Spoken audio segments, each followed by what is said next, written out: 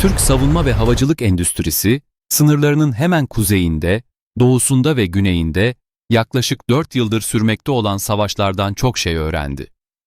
Önce Ukrayna-Rusya arasındaki savaş, sonra da ABD-İsrail birlikteliğinde, İran-Gazze-Lübnan ve Yemen'e yapılan saldırı ve savunmalardaki drone füze roket savaşları, onların bu tür teknolojilerdeki açık kapılarını hızla kapatarak, drone saldırı ve savunma teknolojilerindeki proje ve ürün geliştirme kapasitelerinin üst seviyelere çıkmasına neden oldu. Türkiye'nin ev sahipliğinde Temmuz ayı ilk haftasında gerçekleştirilen NATO zirvesinin en önemli başlıklarından biri de modern muharebenin karakteristik unsurları arasına katılan ve muharebe alanında belirleyici unsurlara dönüşen dronlara karşı alınacak tedbirler oldu. Zirvede duyurulan NATO Drone Edge girişimi ile dronları tespit etmek, tanımlamak ve etkisiz hale getirmek için etkili bir savunma sistemi kurulması kararlaştırıldı.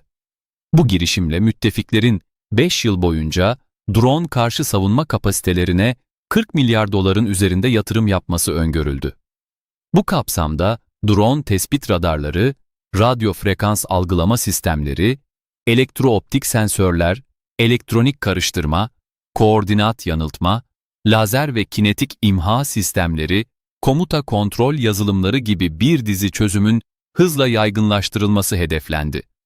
Dronları etkisiz hale getirmeye ve engellemeye yönelik sistemler, sahada uygulanan yönteme, teknolojinin çalışma prensibine ve hedef üzerindeki fiziksel etkisine göre pasif, algılama ve teşhis ve aktif tedbirler, etkisiz hale getirme olmak üzere iki ana kategoriye ayrılıyor.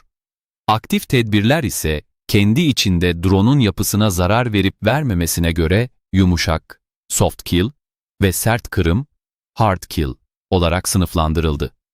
Türk Savunma Sanayisi, Savunma Sanayi Kurumu Başkanlığı koordinasyonunda son dönemde geliştirdiği yeteneklerle tüm bu kategorilerde önemli çözümler oluşturup güvenlik güçlerinin kullanımına sundu.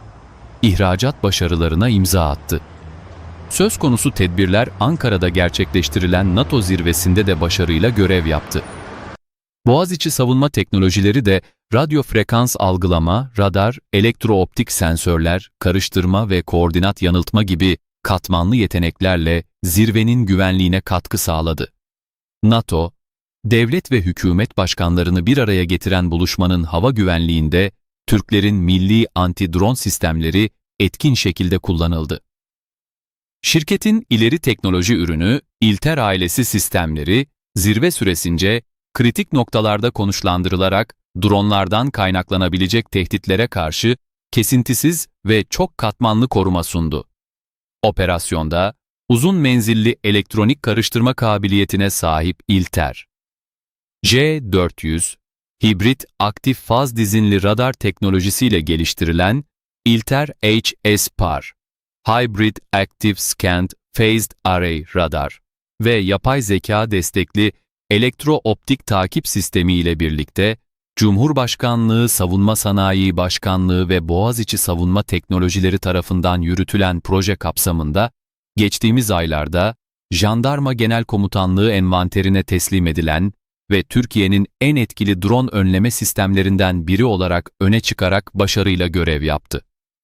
Yapay zeka destekli hedef, tespit, teşhis, takip ve elektronik etkisizleştirme kabiliyetlerini tek bir komuta kontrol mimarisi altında birleştiren İlter Drone Savunma ailesi, NATO zirvesi boyunca hava sahasının güvenliğinin sağlanmasında kritik rol üstlendi.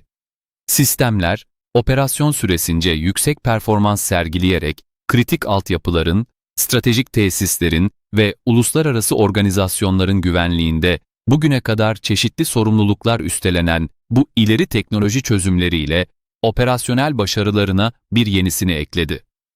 Bu ve benzeri savunma havacılık, insansız hava araçları, füze roket teknolojileriyle ilgili sistemlerin video içeriklerine erişebilmek için kanalımızı takip edebilir ve daha önceki bu teknolojilerle ilgili haber, yenilikler ile ilgili videolara ulaşabilirsiniz.